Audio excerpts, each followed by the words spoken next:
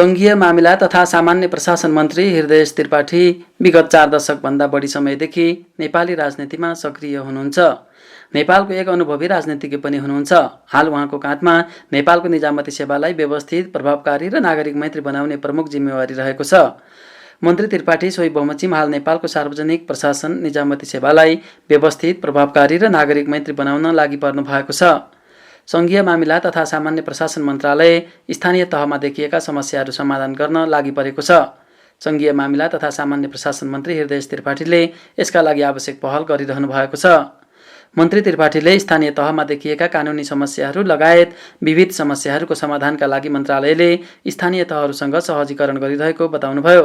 सङ्घीय मामिला तथा सामान्य प्रशासन मन्त्रालयले स्थानीय तहहरूसँग सहकार्य र समन्वय गरेर कार्य गरिरहेको बताउँदै मन्त्री त्रिपाठीले स्थानीय स्तरमा स्थानीय पूर्वाधार विभाग मार्फत ग्रामीण सडक निर्माण, पुल निर्माण लगायत निजामती सेवाको सुधार र व्यवस्थापनका लागि मन्त्रालयले कार्य गरिरहेको बताउनु भएको छ। अनि मूल रूपले हामीले अब स्थानीय निकायसँगको समन्वय, सहकार्य र सहभागिता जुन यस मन्त्रालयको कार्य विभाजन नियमावली अन्तर्गत कई विषयमा हामी बढी केन्द्रित हुन्छौँ। यस बाहेक अब डोली भन्ने हाम्रो संस्था छ, त्यो स्थानीय पूर्वाधार विभाग भन्ने, त्यसले आफ्नो काम कारबाहीहरू विशेष गरी झोलुङ्गे पुल, ग्रामीण सडकहरू त्यसले बनाइरहेछ, जुन पहिलेदेखिकै योजना हुन्। त्यस बाहेक अब तालिमका विभिन्न PLGSPहरू छन्, त्यो तालिमका कामहरूलाई अगाडि बढाउँछन्। र सामान्य प्रशासनको हिसाबले हेर्ने हो भने निजामती सेवाको वृत्ति विकास लगायतका विषयहरूलाई मध्यनजर गरेर, यद्यपि 2013 सालदेखि सामान्य प्रशासन मन्त्रालय या निजामती सेवाको मूल काम मानव संसाधनको विकास हो, तर बढी हामी सरुवा र बढुवामा बढी लिप्त भएको हुनाले त्यो काम अलिक पछाडि नै परेको देखिन्छ। एउटा मोटामोटी आँकडा के छ भने वार्षिक हामी 13 अरब बराबर देशभरि नै तालिमहरू हुने रहेछ। हरेक विभाग, हरेक मन्त्रालय, हरेक कार्यालयले आफ्ना ढङ्गका तालिमहरू आयोजना गर्ने रहेछन्। त्यसलाई हामीले एकमुष्ट रूपले एकै ठाउँबाट एकै ढङ्गले एउटै कोर्स अनुसार चाहिँ तालिमहरूलाई अलिक व्यवस्थित गर्नुपर्ने स्थिति छ। अब यो मन्त्रालयको कार्यक्षेत्र अनुसार स्थानीय तहसँग मात्रै हाम्रो चाहिँ सम्बन्धित हो। प्रदेश सरकारको सँगको प्रधानमन्त्री कार्यालयले समन्वयको काम गर्ने गर्दछ। हामी प्रत्यक्ष रूपले स्थानीय सरकारसँग समन्वय सहकार्यको काम गर्न हाम्रो चाहिँ मन्त्रालय अन्तर्गत पर्छ र त्यसलाई चाहिँ हामीले एउटा प्रभावकारी ढङ्गले अगाडि बढाउन कोसिस गरिरहेका छौँ। यद्यपि समायोजनले गर्दाखेरि के भयो भने समायोजन सही ढङ्गले हुन सकेन, जसले गर्दा कर्मचारी व्यवस्थापन पनि सही ढङ्गले हुन सकेको छैन। प्रदेश र स्थानीय तहमा जाने कर्मचारीहरूको सङ्ख्या साह्रै न्यून भयो। अझ भन्ने हो भने प्रशासन समूहका उपसचिवहरू त जम्मा 1 जना मात्रै समायोजन भएर गएको देखिन्छ। त्यस समायोजनको अप्ठ्यारोले गर्दाखेरि हामी त्यसैलाई सुधार्नमा हाम्रो 7-8 महिना त्यसैमा बित्यो र अझ बिति नै रहेछ।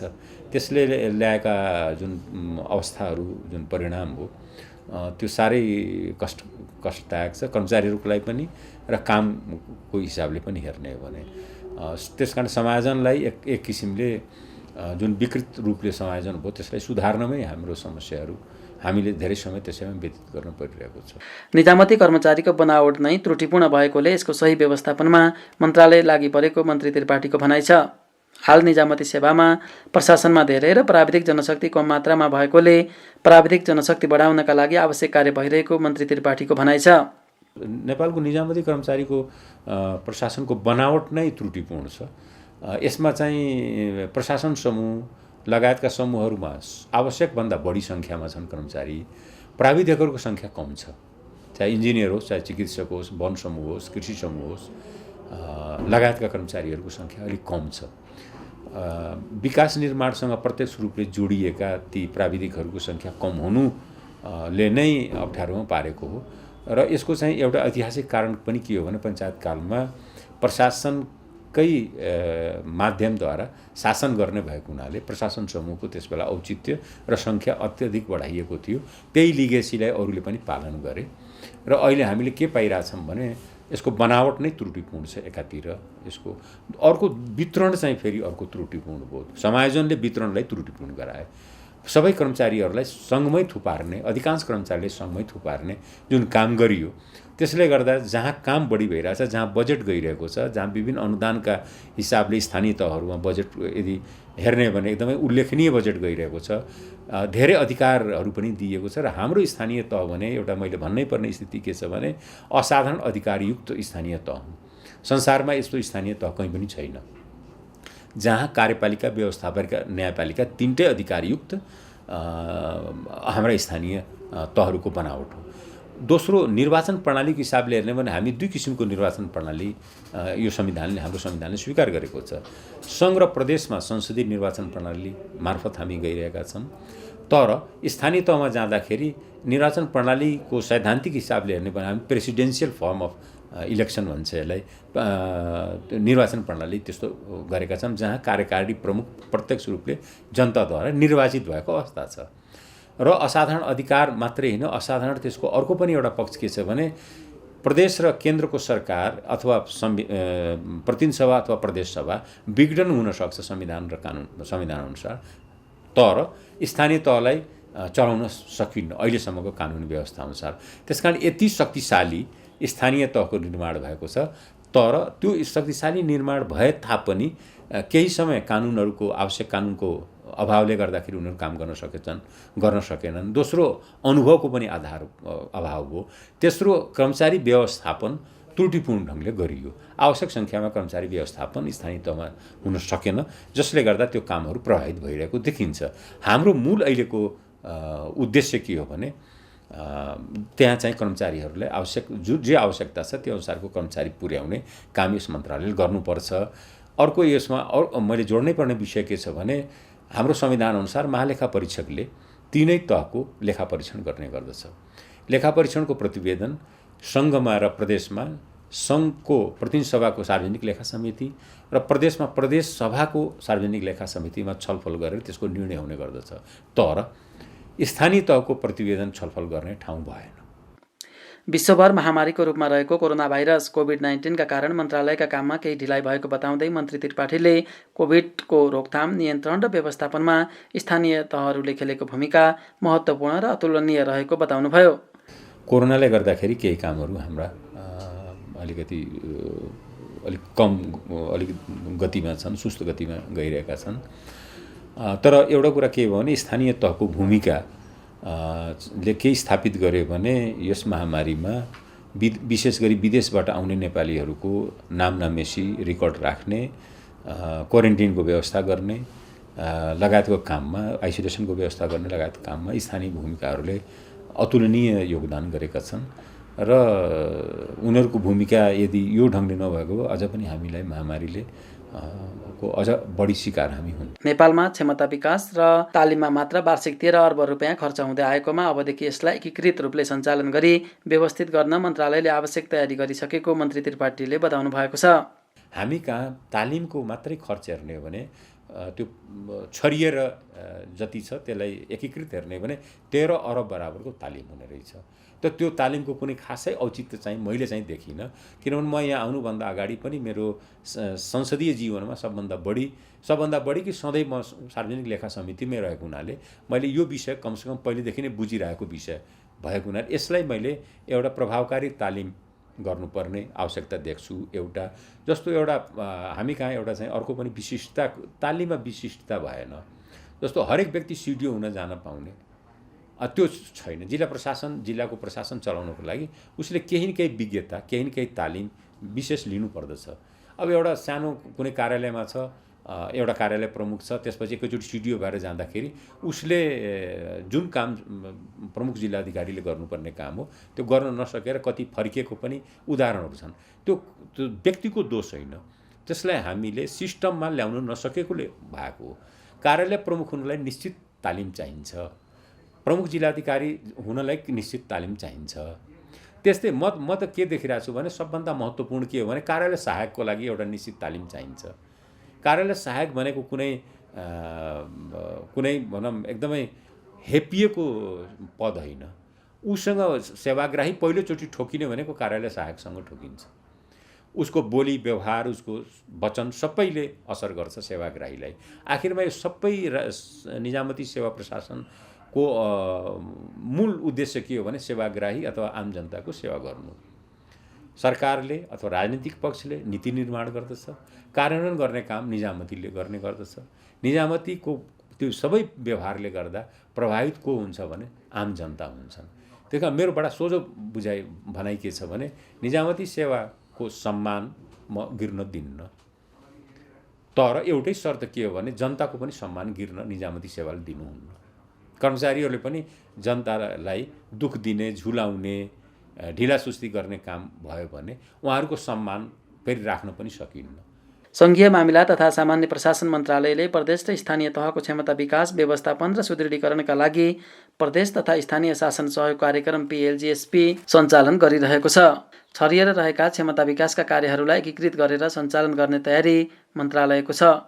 अहिले यस्तो छ, PLGSP पनि यसमा यो पनि एउटा उसबाट गुज्रियो, सङ्क्रमणबाट गुज्रियो। विभिन्न संस्थाहरू मर्जर भइसकेपछि त्यो गए। र मैले पहिले पनि के भने कि सबभन्दा महत्त्वपूर्ण ऐतिहासिक के भयो भने यो सरकारले 7वटा प्रदेश सरकारलाई 7वटा तालिम केन्द्रहरू हस्तान्तरण गरिसकेको छ। अब ती कार्यक्रमहरू त्यहीँबाट चाहिँ संयोजन गर्नुपर्ने स्थिति देखिन्छ। हाम्रो विचार त के छ भने स्थानीय तहमा खटिने कर्मचारीहरूलाई एकमुष्ट हामीले प्रदेश सरकारमै पठाइदिउँ। बरु प्रदेश सरकारले नै त्यहाँ पदस्थापना गर्न सक्छ। हरेक स्थानीय तहमा उसको सरुवा बढुवा वृत्ति विकासको ध्यान उसैले गर्न सक्छ। सङ्घले एउटा चाहिँ स्थानीय तहमा घरि यहाँ यो पुगेन, घरि त्यो पुगेन भनेर त्यसमा लिप्त भएर रहने होइन। त्यो सहजीकरण होइन। त्यो सहजीकरण बरु प्रदेश सरकारमा त्यो जति कर्मचारीको आवश्यकता छ एकमुष्ट पठाइदिने र पदस्थापन गर्ने काम बरु प्रदेश सरकारले गरोस् भन्ने सोच हामी मन्त्रालयमा अहिले विकसित भइरहेको अवस्था छ। तर यो कार्यान्वयन अहिलेसम्म हुन सकेको छैन। यो हामी त्यतातर्फ चाहिँ अलिकति अगाडि बढ्न कोसिस गरिरहेका छौँ। नेपालमा सिस्टम परिवर्तन भए पनि प्रणाली परिवर्तन नभएकोले समस्या भएको बताउँदै मन्त्री त्रिपाठी प्रणाली बसाल्नका लागि आफूले कार्य गरिरहेको बताउनुहुन्छ। समग्रतामा अहिले सिस्टम परिवर्तन, प्रणाली परिवर्तन भएको छ। सरकार मात्रै परिवर्तन होइन, प्रणाली परिवर्तन हुँदाखेरि अपनाउनु पर्ने जुन प्रणाली हो त्यसमा चाहिँ अलिकति हामीले ध्यान पुर्याउन नसकेकै हो र त्यसमा ध्यान पुग्नुपर्छ भन्ने हाम्रो मान्यता हो। मन्त्रालय स्थानीय तहमा पद अनुसारको कर्मचारीको व्यवस्थापन गर्न लागेको छ। स्थानीय तहहरूसँग सङ्घीय मामिला तथा सामान्य प्रशासन मन्त्रालय र प्रदेशहरूसँग प्रधानमन्त्री तथा मन्त्री परिषद कार्यालयले समन्वय गर्ने व्यवस्था रहेको छ। स्थानीय र प्रदेशमा आवश्यकता अनुसार कर्मचारी व्यवस्थापन गर्ने कार्य सङ्घीय मामिला तथा सामान्य प्रशासन मन्त्रालयले गरिरहेको छ। मलाई चाहिँ प्रदेशको जुन एउटा उचाइ हो त्यस अनुसार प्रधानमन्त्री कार्यालयले नै त्यसलाई समन्वय गरिरहेको छ। कार्य हाम्रो विभाजन नियमावली अनुसार प्रदेशको गरिमाको लागि पनि त्यो समन्वय गर्ने काम प्रधानमन्त्री कार्यालय नै गर्यो भने त्यसलाई अलिकति सही हुन्छ भनेर प्रदेशको पनि बुझाइ त्यही छ र हाम्रो पनि बुझाइ त्यही छ। अब त्यसले कति प्रभावकारी ढङ्गले हुन सकेका छ कि छैन, कति प्राथमिकता पाएको छैन भन्ने कुरामा त्यहाँ पनि प्रदेशसँग हाम्रो खालि कर्मचारी व्यवस्थापनको विषय हामीसँग जोडिन्छ, अरू समन्वय हामीसँग जोडिन्न। कर्मचारी व्यवस्थापनको विषयमा चाहिँ हामीले मन्त्री परिषदको निर्णय, पहिलेकै निर्णयअनुसार के छ भने वरिष्ठ सहसचिवलाई प्रदेशको मन्त्रालयको सचिवको रूपमा पठाउने गरिन्छ। त्यही अनुसारले हामीले यसपटक पनि हामीले जुन सरुवाहरू गरेका छौँ, प्रदेशमा जुन सचिवहरू पठाएका छौँ त्यो वरिष्ठहरू सहसचिवहरूलाई नै पठाइएको छ र जो 1 वर्ष प्रदेशमा बिताइसकेका छन् तिनलाई हामी फेरि सङ्घमा ल्याएर अनि वरिष्ठलाई त्यहाँ पठाउने काम गरिएको छ। त्यसमा पनि केही असन्तुष्टिहरू कसैको देखा पर्यो, किनभने कोही पनि वरिष्ठहरू चाहिँ काठमाडौँ छोड्न नचाहने अथवा चाहिँ प्रदेश सचिव हुँदाखेरि आफ्नो मान मर्दनै मानै घटे जस्तो पनि अलिकति जुन बुझाइ छ त्यो बुझाइलाई गलत साबित गर्नमा हामी प्रयत्नशील छौँ। स्थानीय सरकार सञ्चालन ऐन संशोधनका लागि सङ्घीय मामिला तथा सामान्य प्रशासन मन्त्रालयले आवश्यक तयारी सुरु गरेको छ। स्थानीय तहका अप्ठ्याराहरू सम्बोधन गर्ने गरी स्थानीय सरकार सञ्चालन ऐन संशोधन गर्नका लागि गृह कार्य भइरहेको छ। त्यसमा त स्थानीय तहकै अप्ठ्याराहरू उहाँहरूले जुन पठाउनु भएको छ त्यसलाई सम्बोधन हुने गरी कहीँ दुविधा पनि छ। त्यो ऐन अरू ऐनसँग कहीँ बाजिएको पनि देखिन्छ र र जसले गर्दाखेरि दुईटा अर्थ लाग्ने विषयहरू कहीँ छन् जसले गर्दा काम कारबाहीमा उहाँहरूलाई अप्ठ्यारो परिरहेको छ। यी समग्रतालाई हामीले केही समय अध्ययन गरेपछि अनि संशोधनको तर्फ अगाडि बढ्न, संशोधनको प्रक्रिया अगाडि बढाउन हामी अहिले तयारीमै छौँ। र त्यो फेरि यस्तो छ, स्थानीय तह या कुनै पनि ऐन संशोधन भइरहन्छ। यो संशोधन एकैचोटि बनेपछि यो संशोधन नै हुँदैन, यो चाहिँ कुरान हो अथवा बाइबल हो, गीता हो भनेर पठनीय वस्तु मात्रै होइन, कार्यान्वयन गर्न जाँदा देखिएका अप्ठ्याराहरूलाई संशोधन मार्फत नै त्यसले समाधान गर्ने गरिन्छ। मन्त्रालय उहाँहरूसँग निकट सम्पर्कमै छ, किनभने हामीले सहजीकरण गरिदिने मात्रै हो। त्यो सञ्चालन त स्थानीय तह नै हुनलाई त्यो ऐन संशोधन हुनुपर्ने हो। सञ्चालन त्यसबाट हामी सञ्चालित हुने होइन कि स्थानीय तह सञ्चालित हुने हो। त्यसकारण त्यहाँ देखिएका कठिनाई अप्ठ्याराहरूलाई उहाँहरूले नै भोगिराख्नु भएको छ, उहाँहरूले बुझिराख्नु भएको छ र हामीले सहजीकरण मात्रै, हामी केही कुरा हस्तक्षेप गर्न चाहेका छैनौँ, हामी सहज गर्न मात्रै खोजिरहेका छौँ। र जे अप्ठ्याराहरू देखा परिरहेका छन् ती अप्ठ्याराहरू ती मुद्दाहरूले राखेर हामी संशोधनको प्रक्रिया अगाडि बढाउन गृह कार्य गरिरहेको अवस्था छ। सङ्घीय मामिला तथा सामान्य प्रशासन मन्त्री हृदय त्रिपाठी एक अनुभवी राजनीतिज्ञ पनि हुनुहुन्छ। मन्त्री त्रिपाठी नेपालमा सङ्घीयता कार्यान्वयनको अवस्था सन्तोषजनक रहेको बताउनुहुन्छ।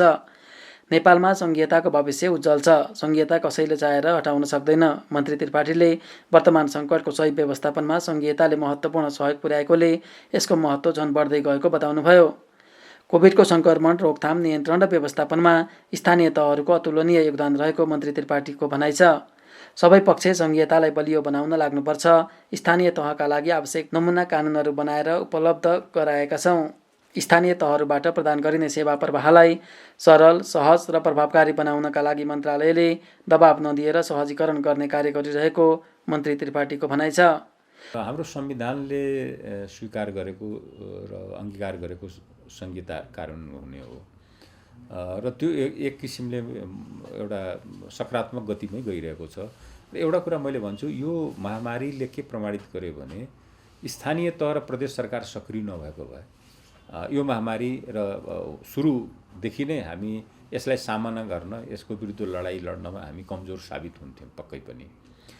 त्यसकारणले सङ्कटमा जुन प्रणालीले काम दिन्छ त्यही प्रणाली सबभन्दा उत्तम हो। यो प्रणालीले सङ्कटमा आफूलाई उत्तीर्ण गराएको छ र प्रभावकारी सिद्ध गरेको छ। त्यसकारण सङ्घीयताको भविष्य उज्जवल छ, यसमा दुई मत छैन। अब त्यसलाई कार्यान्वयन गर्ने बेलामा हामी सङ्क्रमणकारकै अवस्थामा भएको हुनाले कतिपय कानुन बन्न बाँकी छन्। स्थानीय तहले स्वयं पनि आफ्ना कानुनहरू बनाउन बाँकी छ। हामी पनि दर्जनौँ मोडल भनौँ नमुना कानुनकाहरू पठाएका छन्। त्यो मान्नुपर्छ भनेर जरुरी होइन कि त्यो एउटा नमुना मात्रै हो। त्यसैको आधारमा स्थानीय तहहरूले आफ्ना चाहिँ कानुनहरू निर्माण गर्न सक्छन्। त्यसले गर्दाखेरि के हुन्छ भने झन् यसलाई एउटा सङ्घीयतालाई त्यसले बल नै पुर्याउँछ। प्रदेश सरकारहरूको अवस्था पनि के देखियो भने मैले कतिपय स्वास्थ्य क्षेत्रमै देखेँ, सङ्घले भन्दा बरु प्रदेश सरकारले स्वास्थ्य क्षेत्रमा महत्त्वपूर्ण कामहरू यही कोरोनाको उसमा चाहिँ या हामी कोभिड-19 को विरुद्धको लडाइँमा सम्पन्न गरेका देखिन्छन्। त्यसले गर्दा सङ्घीयताको उज्जवल भविष्य छ। कोहीले मन लाग्दैन सङ्घीयता, मन नलाग्ला, तर एक्लै सङ्घीयता अब घाइते हुँदैन। सङ्घीयता यदि घाइते भयो भने सङ्घीयतासँग आएका धेरै थोक घाइते हुन्छन्, किनभने यो जनताले सङ्घीयताको लाभ लिइसके र अब यसबाट चाहिँ तलमाथि गरियो भने जनतामै एक किसिमको आक्रोश र जनता नै त्यसको विरुद्ध उभिन सक्ने स्थिति बन्न सक्छ। मैले त्यसरी हेरिरहेको छु विषयवस्तुलाई। विश्वभर महामारीको रूपमा रहेको कोरोना भाइरस कोभिड-19 को रोकथाम, नियन्त्रण र व्यवस्थापनका लागि प्रदेश र स्थानीय तहहरूबाट भएका कार्यहरूलाई अझ बढी व्यवस्थित र प्रभावकारी बनाउनका लागि मन्त्रालयले सुरुदेखि नै कार्य गरिरहेको मन्त्री त्रिपाठीले बताउनुभयो। मन्त्रालयले कोभिडको असर पर्न थालेको सुरुवातमै 7वटै प्रदेशमा सम्पर्क अधिकृतहरू तोकेर कोभिडको रोकथाम, नियन्त्रण र व्यवस्थापनमा लागेको जानकारी दिनुहुँदै सुरुदेखि नै मन्त्रालयले आवश्यक कार्य गरिरहेको मन्त्री त्रिपाठीले बताउनु भएको छ। हरेक स्थानीय तहहरूले विदेशबाट आउनेहरूको सङ्ख्या, उनीहरूको पहिचान गरेर उनीहरूलाई र त्यसपछि क्वारेन्टिनमा कसरी राख्ने भन्ने कामहरू उहाँहरूले सुरु गर्नुभयो। क्वारेन्टिनको धेरै उच्च स्तर नहोला, तर गर्यो के भने समाज र परिवारबाट त्यस्ता व्यक्तिहरूलाई अलग राख्ने काम चाहिँ गर्यो र त्यो व्यवस्थापन पनि स्थानीय तहले नै गर्यो। त्यसबाहेक अब आइसोलेसनको जब आयो, आइसोलेसन बनाउने काम पनि स्थानीय तहहरूकै भूमिका चाहिँ प्रभावकारी छ र तिनीहरू नै क्रियाशील भएर अगाडि बढिरहेका छन्। त्यही बिचमा राहत वितरणको काम पनि धेरै लामो अवधिसम्म लकडाउनमा जाँदाखेरि जो सेवाग्राहीहरू जसलाई राहतको आवश्यकता थियो त्यस्तालाई राहत वितरणको काम पनि स्थानीय तहको वडा कार्यालयहरूले गरे, किनभने ती पहिचान पनि गर्न सक्थे, सबभन्दा नजिक पनि छन्, कसलाई राहत दिन योग्य छ को छैन भन्ने पनि उनीहरूले गरे। त्यसकारणले यो लडाइँमा स्थानीय तहहरूको भूमिका अत्यन्त महत्त्वपूर्ण छ। चिकित्सकहरू, स्वास्थ्यकर्मीहरू जो फ्रन्ट लाइनमा या प्रहरी प्रशासन प्रहरीहरू जो फ्रन्ट लाइनमा भएर काम गरे, त्यस्तै गरी स्थानीय तहले पनि आफूलाई फ्रन्ट लाइनमै उभ्याएर काम गर्यो। त्यसैले गर्दा कतिपय स्थानीय जनप्रतिनिधिहरू अझै पनि सङ्क्रमित छन्, कति सङ्क्रमणबाट मुक्त पनि भइसके, अझै पनि कति सङ्क्रमणको शिकार आफै पनि भएका छन्। मन्त्री त्रिपाठीले संविधानको प्रभावकारी कार्यान्वयनमा सक्रिय भएर लाग्न स्थानीय तहका जनप्रतिनिधिहरूलाई आग्रह गर्नुभएको छ। नेपालको संविधानले पहिलोपटक राजकीय सत्ता र सार्वभौम सत्ता नेपाली जनतामा स्थापित गरेको छ। वर्तमान अवस्थामा सबै जनप्रतिनिधिहरूले शासकीय मनोविज्ञान त्यागेर कार्य गर्नुपर्ने मन्त्री त्रिपाठीको भनाइ छ। स्थानीय तह नै हो जो जनतासँग सबभन्दा नजिक र प्रत्यक्षको सम्बन्ध, र उहाँहरूमाथि एउटा के आइलागेको छ भने उहाँहरूले सही ढङ्गले काम सञ्चालन गर्नुभयो भने प्रणाली त्योसँगको सफलतासँग जोडिन्छ। जनतामा प्रणालीप्रति जनविश्वास जगाउनमा स्थानीय तहको काम कारबाहीले महत्त्वपूर्ण भूमिका निर्वाह गर्छ। यो कतिपय बुझेका होलान्, कति नबुझेका पनि होलान् यो विषय, तर उहाँहरूको हरेक गतिविधिले गर्दा प्रणालीको सफलता र विफलतासँग जोडिन पुग्छ। त्यसकारण उहाँहरूसँग मेरो आग्रह के छ भने यो प्रणालीको सफलता र विफलता जनस्तरमा स्थापित र प्रमाणित गर्नको लागि पनि उहाँहरूले जिम्मेवारीपूर्वक काम अगाडि बढाउनु होला, किनभने उहाँहरू असाधारण अधिकार युक्त हुनुहुन्छ र अर्को जनप्रतिनिधिहरूमा शासकीय मनोविज्ञान जाग्नुहुन्न, पलाउनुहुन्न।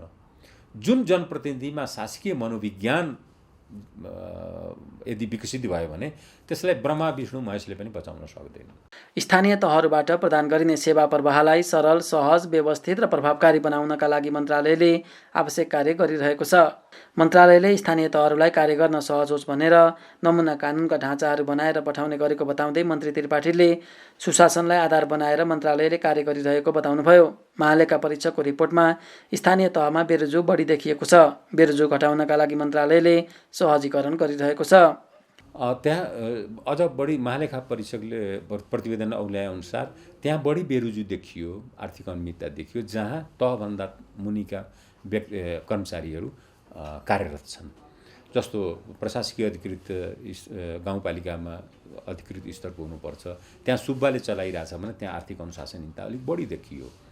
त्यसकारण एउटा जिम्मेवारी यस मन्त्रालयको के पर्न गएको छ भने तह अनुसारको कर्मचारी व्यवस्थापन गर्ने, तर कर्मचारीहरूको विशेष गरी समायोजनपछि एउटा मनोविज्ञान के विकसित भएको छ भने भरसक स्थानीय तहमा नजाने, प्रदेशमा नजाने, सङ्घमै थुप्रेर बसिराख्ने हो। यो मनोविज्ञानलाई तोड्न अलिकति समय हामीले लागिरहेछ र यो अलिकति कठोर पनि छ। कठोर केही कदम उठाउन पनि हामी बाध्य भएका छौँ, जसले गर्दा एउटा सानो जमात कर्मचारीहरूमा एक किसिमको चाहिँ असन्तुष्टि हामीले पठाउने। हामीले कतिपय कर्मचारी कस्तो देख्यौँ भने जीवनभरि काठमाडौँमा मात्रै आफ्ना जीवन व्यतीत गरे, अझ धेरै त सिंहदरबारमा मात्रै जीवन व्यतीत गरेका देखिन्छन्। ती कर्मचारीहरूलाई हाम्रो अनुरोध के छ भने तपाईँहरू जानुहोस्, देश दर्शन गर्नुहोस्, कमसेकम यो देशभित्रै हामी पठाइरहेका छौँ, देश बाहिर पठाइरहेका छैनौँ, गएर त्यहाँ सेवा गर्नुहोस्, तपाईँहरूको त्यहाँ आवश्यकता छ भन्ने हिसाबले हामी अहिले विगत 1 महिनादेखि हाम्रो जति सरुवाहरू भइरहेका छन् यही सिद्धान्त अनुसार हामीले गरिरहेका छौँ। स्थानीय तहलाई सुशासन र जवाबदेही बनाउन सङ्घीय मामिला तथा सामान्य प्रशासन मन्त्रालय लागि परेको मन्त्री हृदय त्रिपाठीको भनाइरहेको छ। सबै जनप्रतिनिधिहरूलाई शासकीय अहङ्कार त्यागेर जनताको सेवामा लागि सुशासन कायम गर्ने गरी कार्य गर्न सबै जनप्रतिनिधिहरूलाई सङ्घीय मामिला तथा सामान्य प्रशासन मन्त्री हृदय त्रिपाठीले आग्रह गर्नुभएको छ। विभिन्न नमुना कानुनका ढाँचाहरू, मस्यौदाहरू हामीले बनाइरहेका छौँ, बनाउने क्रम पनि छ र पठाउने क्रम पनि छ।